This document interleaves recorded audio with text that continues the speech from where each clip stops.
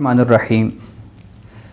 آج ایک انتہائی اہم موضوع لے کر آپ کی خدمت میں حاضر ہیں۔ آج ہماری گفتگو کا موضوع ہے کہ ہم بزرگان دین کا عرس مناتے ہیں، 11ویں شریف کرتے ہیں۔ اس کے علاوہ اپنے فوت شدگان کے ایصال ثواب کے لیے تیسرے کا ختم، چھٹے کا ختم، 10ویں کا ختم، تو کیا شریعت اسلامیہ اس کی اجازت دیتی ہے؟ یاد رکھیے، ان تمام چیزوں کی اصل ایصال ثواب ہے،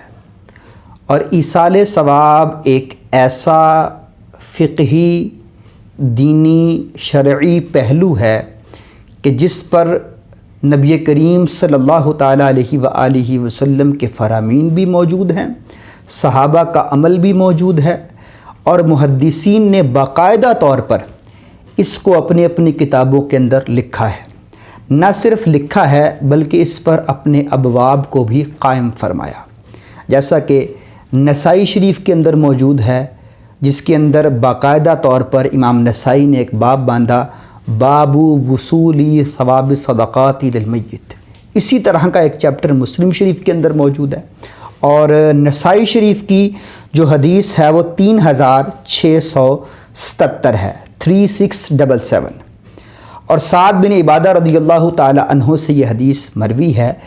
کہ نبی کریم صلی اللہ تعالی علیہ وآلہ وسلم کے ساتھ آپ ایک غزوے کے لیے نکلے تو آپ کی والدہ کا وصال کا وقت قریب آ گیا، تو آپ فرماتے نبی کریم صلی اللہ تعالی علیہ وآلہ وسلم کے میں ساتھ تھا، میری والدہ کے وصال کا وقت قریب آیا تو کچھ احباب نے میری والدہ سے کہا کہ آپ وصیت کر جائیں،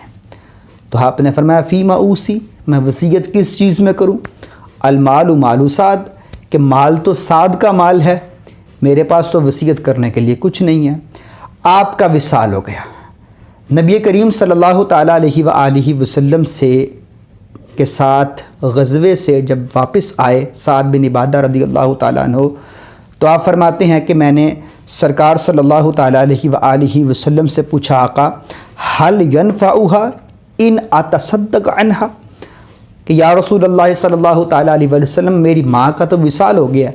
اب کیا میں اپنی ماں کی طرف سے کوئی صدقہ و خیرات کروں تو میری ماں کو اس کا ثواب پہنچے گا؟ نبی کریم صلی اللہ تعالیٰ علیہ وآلہ وسلم نے ارشاد فرمایا نعم، ہاں بالکل پہنچے گا۔ تو آپ رضی اللہ تعالیٰ عنہ نے اپنا ایک باغ اپنی ماں کے نام پہ وقف کر دیا کہ یہ جو باغ ہے اس کے اندر جو پھل موجود ہیں لوگ اسے کھائیں گے، اس سے نفع لیں گے، اس پر جو ثواب حاصل ہوگا وہ میری والدہ کو قبر میں پہنچے گا۔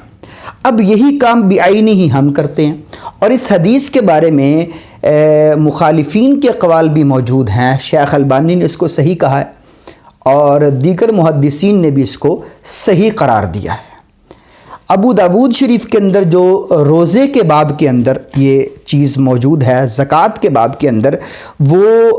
کچھ اس طرح ہے، جو کہ 1681 نمبر حدیث ہے ابو داود شریف کے اندر۔ نبی کریم صلی اللہ تعالیٰ علیہ وآلہ وسلم کے صحابی سعد بن عبادہ رضی اللہ تعالیٰ عنہ کہتے ہیں، آقا میں نے حضور سے پوچھا ایو صدقہ افضل، آقا سب سے بہترین صدقہ کون سا ہے؟ تو آپ صلی اللہ تعالیٰ علیہ وآلہ وسلم نے فرمایا الماء، پانی کا صدقہ سب سے بہترین ہے۔ نبی کریم صلی اللہ تعالیٰ علیہ وآلہ وسلم کے اس حکم پر فحافر بیرن، آپ نے کنواں کھودا اور اس کنویں کو اپنی ماں سے منسوب کر دیا، فرمایا ھذا لأم سعد، کہ یہ کنواں میری ماں کا کنواں ہے، یہ سعد کی ماں کا کنواں ہے۔ اب اس زمانے چونکہ پانی کی قلت تھی مدینہ شریف کے اندر، تو آپ نے پانی کے صدقے کو سب سے بہتر قرار دیا۔ لیکن جو بات سمجھنے کے لائق ہے، اس صدقے کا ثواب یا اس باغ کا ثواب، نبی کریم صلی اللہ تعالیٰ علیہ وآلہ وسلم کے صحابی نے جو سعد رضی اللہ تعالیٰ عنہ نے باغ کو ہبہ کیا، دیا، اس کا ثواب اپنی والدہ کے لیے بنایا۔ اب والدہ کا وصال ہو چکا ہے، اور قبر کے اندر اس عمل کا ثواب ان کو پہنچ رہا ہے۔ بالکل ایسے ہی ہم جب ختم دلاتے ہیں، کل شریف کا ہو، تیسرے کا ہو، 10ویں کا ہو، چوتھے کا ہو، 40ویں کا ہو، برسی ہو، 11ویں شریف ہو، ہم اس کا ثواب فوت شدگان کو ایصال کرتے ہیں، اب بات رہی تخصیصات کی، تو تخصیصات یہ عرفی ہیں، شرعی نہیں، یہ بات یاد رکھیے گا۔ اس کو ہمارے فقہاء نے بیان فرمایا، بحر شیعت کے اندر بھی موجود ہے، اور دیگر فقہاء نے بھی اس کو بیان فرمایا کہ یہ جو تخصیصات ہیں یہ عرفی ہیں، یعنی اپنی آسانی کے لیے ہم نے یہ کیا کہ یار فلاں دن ہم اکٹھے ہو جائیں گے، اور فلاں دن اکٹھے ہو کر ہم کچھ محفل کر کے، تلاوت کر کے، نعت پڑھ کے، بیان کے بعد کھانا کھلا کر لوگوں کو، کیونکہ کھانا کھلانے پر بھی ثواب ملتا ہے۔ نبی کریم صلی اللہ تعالیٰ علیہ وآلہ وسلم سے پوچھا گیا ای الاسلام خیر؟ فرمایا اطعام الطعام و افشاء السلام، کھانا کھلانا بہترین اسلام ہے، بخاری شریف کتاب الایمان کے اندر موجود ہے۔ تو کھانا کھلانے پر ثواب ملے گا، اکٹھے ہونے پر ثواب ملے گا۔ اب ان ساری چیزوں کا ثواب جمع کر کے فوت شدہ بندے کو اسحال کر دیا جائے گا۔ تخصیصات عرفی اور شرعی میں فرق یہ ہے کہ تخصیصات عرفیہ سے مراد یہ ہے اپنی آسانی کے لیے میں نے، آپ نے، لوگوں نے کوئی تاریخ اس کو خاص کر لیا، لیکن شریعت نے وہ تاریخ خاص نہیں کی۔ اس کا مقصد یہ ہے کہ ہم اگر یہ سمجھیں کہ اس تاریخ کے سوا کسی اور تاریخ میں ایصال ثواب نہیں ہو سکتا تو یہ عمل بدعت ہے، گناہ ہے،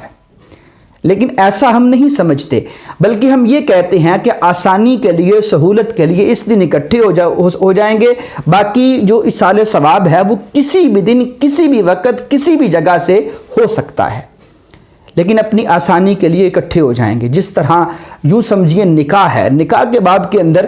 اگر نکاح کرنا سنت، تو نکاح کے اندر تاریخ کو متعین کرنا کہ فلاں دن نکاح ہوگا، اب یہ کہاں سے ثابت ہے؟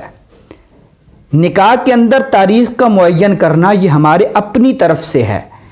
کہ ہم نے نکاح کی تاریخ کو متعین کیا تاکہ اس تاریخ میں اس خاص کام کو انجام دیا جا سکے۔ بالکل ایسے ہی لوگوں کا اکٹھے ہونا خاص دن کے اندر، ہاں اگر کوئی شخص یہ سمجھے کہ 11ویں سوائے 11 کے ہو نہیں سکتی تو وہ شخص بدعتی ہے اور دین پر بہتان بازی کرنے والا ہے،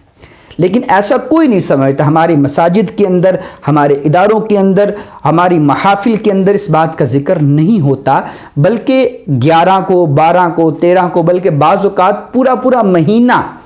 11ویں شریف کا سلسلہ رہتا ہے۔ نبی کریم صلی اللہ تعالیٰ علیہ وآلہ وسلم کی دیگر احادیث بھی موجود ہیں۔ نسائی شریف کے اندر ہی 3676 نمبر روایت ہے، حضرت عائشہ صدیقہ رضی اللہ تعالیٰ عنہ کہتی ہیں ایک شخص سرکار علیہ السلام کی بارگاہ میں حاضر ہوا اور آ کر عرض کرنے لگا یا رسول اللہ صلی اللہ تعالیٰ علیہ وسلم ان امی افتلتت، آقا میری ماں اچانک انتقال کر گئی ہے، وَأَظُنُّهَا لَوْ تَكَلَّمَتْ تَصَدَّقَتْ،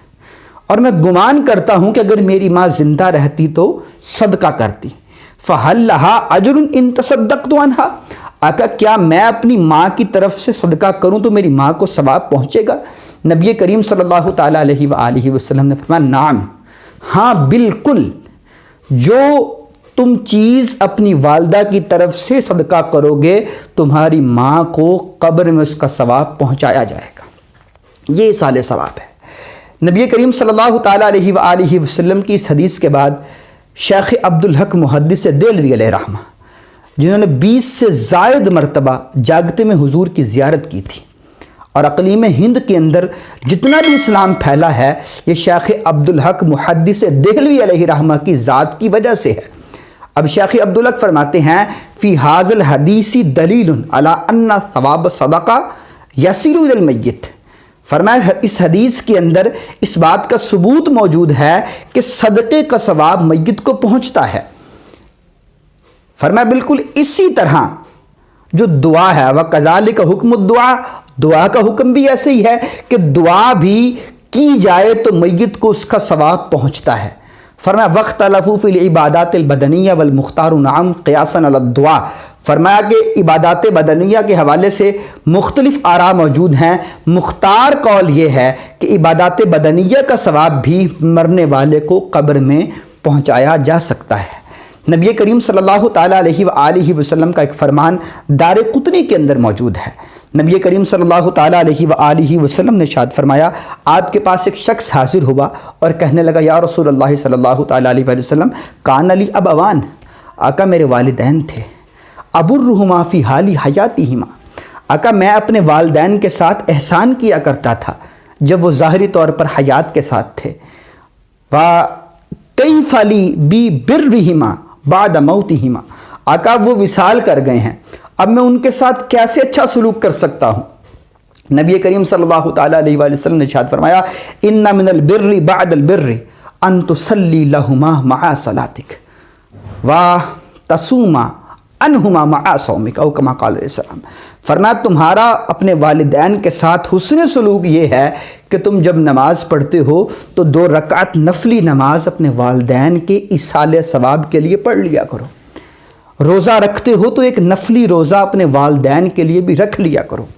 تو معلوم یہ ہوا کہ عبادات بدنیہ کا ثواب بھی ہم فوت شدگان کو پہنچا سکتے ہیں۔ نبی کریم صلی اللہ تعالیٰ علیہ وآلہ وسلم نے یہ بات ارشاد فرمائی۔ اس کے علاوہ امام بخاری نے اپنی کتاب الادب المفرد کے اندر یہ اس حدیث کو نقل کیا ہے، حدیث نمبر ہے 27۔ امام بخاری فرماتے ہیں نبی کریم صلی اللہ تعالیٰ علیہ وآلہ وسلم نے ارشاد فرمایا کہ جب کوئی بندہ مر کر قبر میں پہنچتا ہے تو وہ دیکھے گا کہ قبر میں اس کا درجہ بلند ہوا، ترفع درجۃ المیت فی القبر، فرمایا میت کا قبر میں درجہ بلند ہوا۔ جب اس نے دیکھا کہ میرا درجہ بلند ہوا ہے تو اس نے اللہ پاک سے پوچھا یا الہ العالمین یہ کیا معاجرہ ہے کہ میرا قبر میں درجہ بلند ہوا ہے؟ اللہ پاک نے ارشاد فرمایا اے بندے تیرے بیٹے نے تیرے لیے استغفار کیا ہے، تیرے بیٹے کے استغفار کی وجہ سے قبر میں تیرے درجات بلند ہو رہے ہیں۔ نبی کریم صلی اللہ تعالیٰ علیہ وآلہ وسلم کا فرمان مسلم شریف کے اندر موجود ہے۔ حضور صلی اللہ علیہ وآلہ وسلم نے ارشاد فرمایا اذا مات الانسان انقطع عملہ، فرمایا جب انسان مر جاتا ہے تو اس کا عمل منقطع ہو جاتا ہے، الا من ثلاث، مگر کہ 3 چیزیں ایسی ہیں کہ اس کا عمل منقطع نہیں ہوتا۔ فرمایا پہلی چیز ولد صالح یدعو لہ، فرمایا وہ نیک بچہ جو والدین کے لیے دعا کرتا ہے، وہ نیک بچہ جو اپنے والدین کے لیے ہاتھ اٹھاتا ہے، دعا کرتا ہے۔ فرمایا علم ینتفع بہ او صدقۃ جاریہ، فرمایا کہ صدقہ جاریہ ہو یا ایسا علم جس سے نفع اٹھایا جائے، قبر میں بھی اس کو اس کا ثواب پہنچتا رہے گا۔ اور ابن ماجہ شریف کے اندر یہ جو حدیث موجود ہے اس میں صدقہ جاریہ کی مختلف انواع کو ذکر کیا گیا کہ اس بندے نے اپنے پاس کوئی کتابیں چھوڑ دی جو اس کے اہل و عیال یا اس کے بعد لوگ پڑھتے ہیں اور اس کو قبر میں اس کا ثواب پہنچتا ہے، یا اس نے کوئی کنواں کھدوا دیا، مسجد میں پنکھا لگوا دیا، مسجد کے اندر قالین بچھوا دیے، کوئی ایسا کام کر دیا کہ جس سے لوگ نفع حاصل کرتے رہے، تو قبر میں اب اس بندے کو اس کا ثواب پہنچے گا۔ یہ وہ اعمال تھی جو جاری ہیں مرنے کے بعد اس شخص کے لیے، لیکن والدین کے لیے اولاد بھی اگر دعا کرتی ہے تو والدین کو قبر میں اس کا ثواب پہنچتا ہے۔ مولا علی قاری علیہ رحمہ فرماتے ہیں اس حدیث کے تحت، اب مرقات کے اندر آپ فرماتے ہیں کوئی یہ نہ سمجھے کہ ولد صالح کے ساتھ یدعو کی جو قید ہے یہ احترازی ہے، فرمایا نہیں، بلکہ احترازی نہیں ہے، یہ قید اضافی ہے۔ فرمایا اس معنی کر کے کہ اگر نیک اولاد والدین کے لیے دعا نہ بھی کرے